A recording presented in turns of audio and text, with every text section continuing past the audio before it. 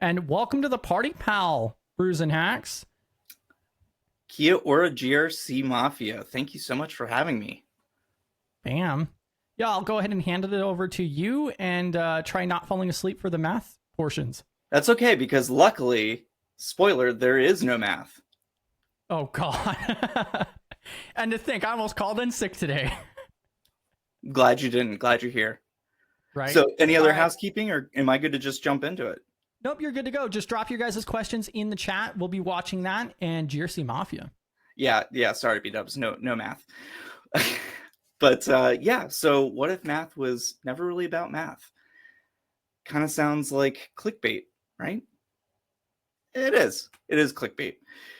But what sparked this idea, this thought-provoking idea during a sleepless night just a few months before my son was born, anxiety was keeping me awake, and I was just thinking about whatever I could to stop from having a panic attack. Just a few housekeeping items for my talk. I did just mention anxiety and panic attacks.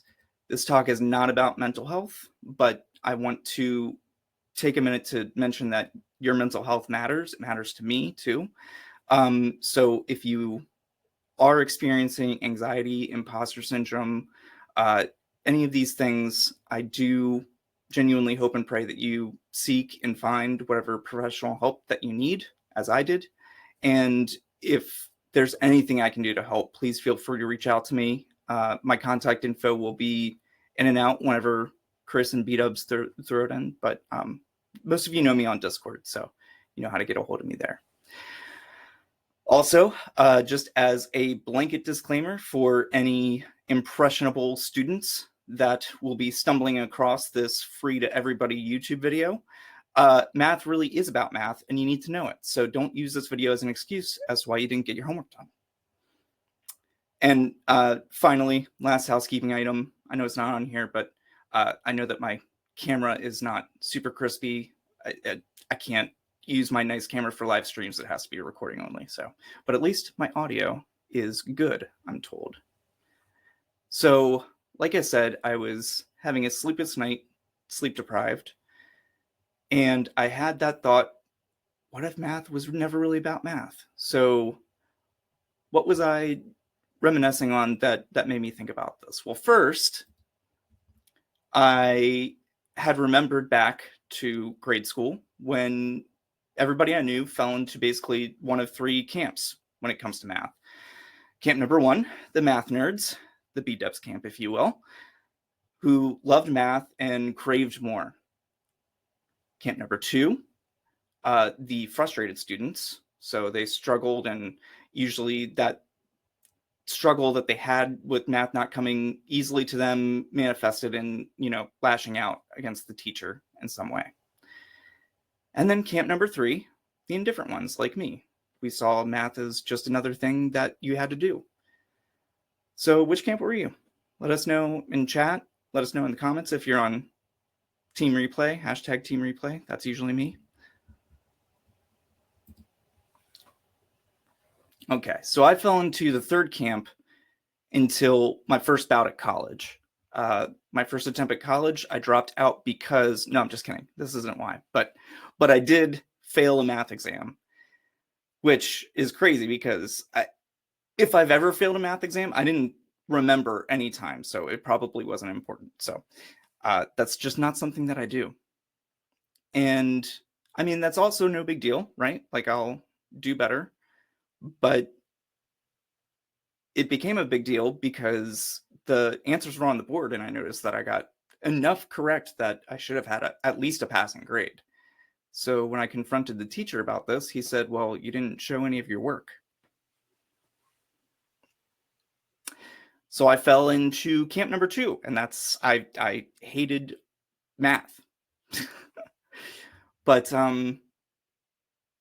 so if we think about math and take the numbers out of the equation, what did we learn in math class? Well, I propose that we learned about patience, logic, and communication. Got a dry mouth. Yes, B-Dub says you got to show your work. Yes. Patience, logic, and communication. And if IT and tech and cybersecurity didn't have enough abbreviations, I'm going to give you another. We can call this PLC from here forward for this presentation. So patience, just as an example, in my first cybersecurity role, I learned to take my time to understand problems and identify all the variables. Nothing came easy, and I had to be patient with myself as I navigated the new challenges. Logic, math teaches us critical thinking and different methodologies to reach solutions. You can reach the same answer in different ways using different tools in cybersecurity. So we often face complex problems that require logical approaches to find effective and efficient solutions. In communication, tailoring messages to your audience is crucial. So my experience in retail and social work prior to my cybersecurity career gave me a leg up in simplifying complex concepts for diverse audiences. That skill is invaluable in cybersecurity.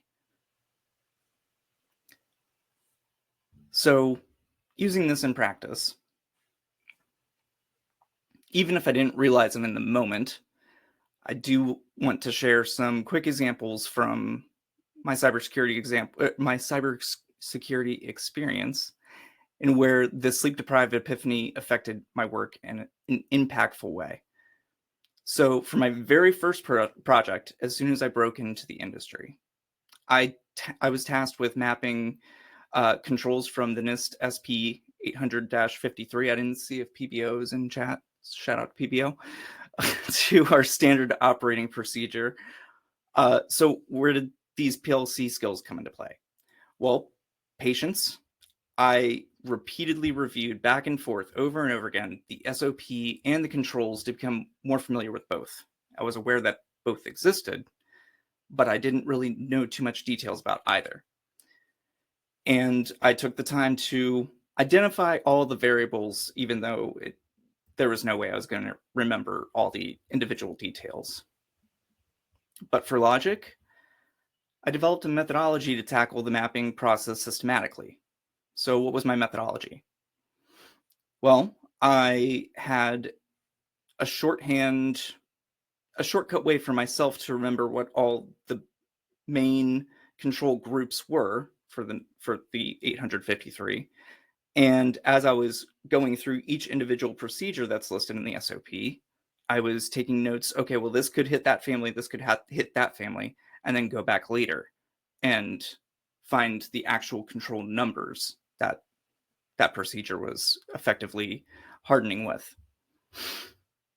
And communication, how most of this presentation will be talking about communication in the form of documentation, but the documentation was already done in this case. So when I ran into roadblocks on my understanding of any procedures or what they were doing, I presented my questions masterfully. I'm going to put that in quotes because it's not my word, it's somebody else's word, when they knew what was going on at the time. But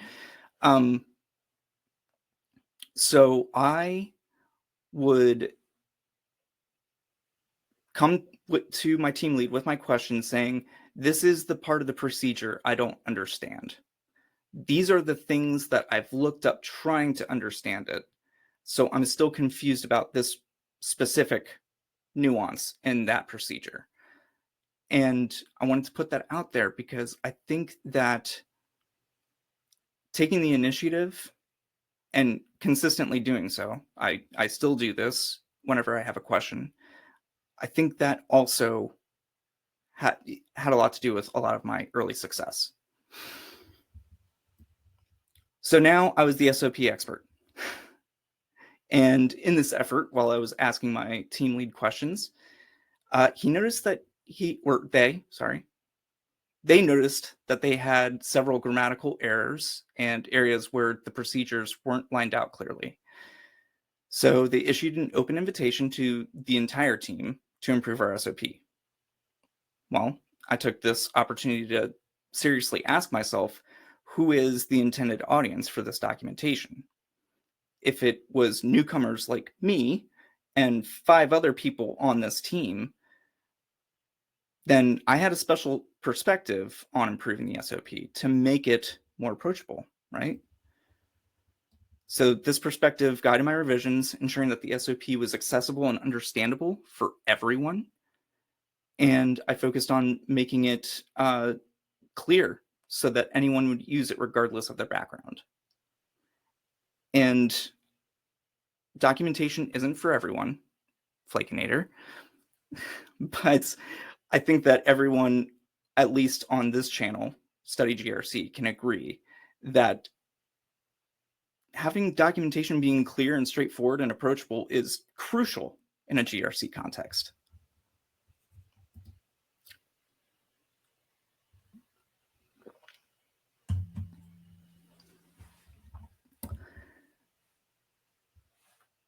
So improving, sorry, I was reading the chat. So improving the STIG artifact collection. So we conducted quarterly STIG checks. That's probably overkill for IIS and Microsoft SQL Server. And at first, I often found myself confused about certain requirements. And I would take my questions to my peers who had similar experience as I did in cybersecurity. And they also had no idea what it was. So sorry, for those not familiar with STIGs. So you've got your check text. That was pretty straightforward. But the evidence that you're looking for the artifact to show that it is not a finding, that was a little nuanced to me. And I wasn't really sure what we were looking for. And neither were my peers.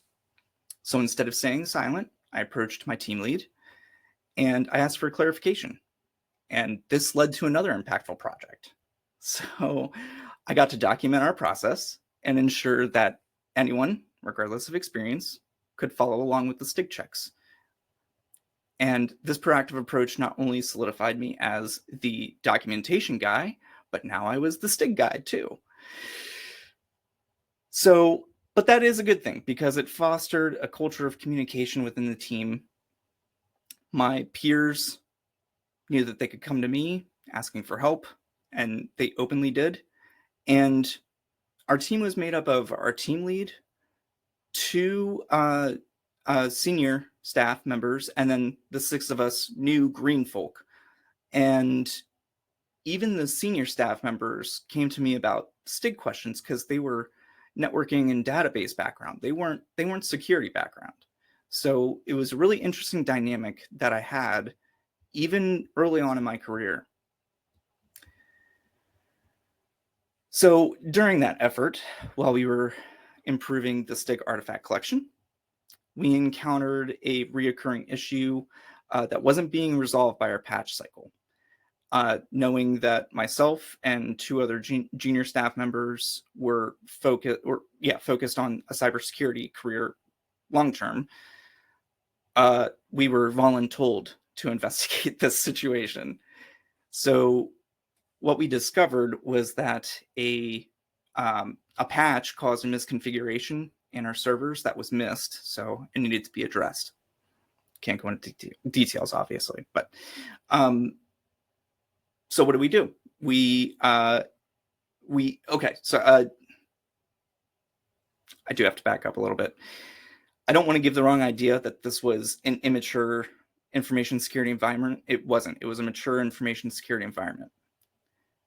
The way it was set up was that the Security Operations Center did not concern themselves with the IIS and Microsoft SQL Server vulnerabilities or STIGs. That was our responsibility on our team. So up until this point, for the senior staff members and for the team lead, any vulnerabilities coming on the weekly vulnerability scan were always covered by the upcoming patch cycle. And now we've run into the situation where for 2 patch cycles in a row, it wasn't taken care of. So it was up to us 3, myself and the other 2 newbies that wanted to be in security, to create and document and implement this new process. It wasn't anything special for those in the know of vulnerability management. For those who don't, it was a simple process. It had to be quarterly. So quarter one, identify the vulnerabilities and research the mitigations. We already knew the vulnerabilities, we just needed to research the mitigations. Quarter number two, implement and observe the mitigations in the test environment because you can't stop production. And then quarter number three, assuming everything went well, implement in the production environment. If it didn't go well, try again. And I made it clear in the documentation that this is a cycle, that it's totally possible that if you are implementing in production in a quarter three, you may simultaneously on another wave be implementing and observing in test.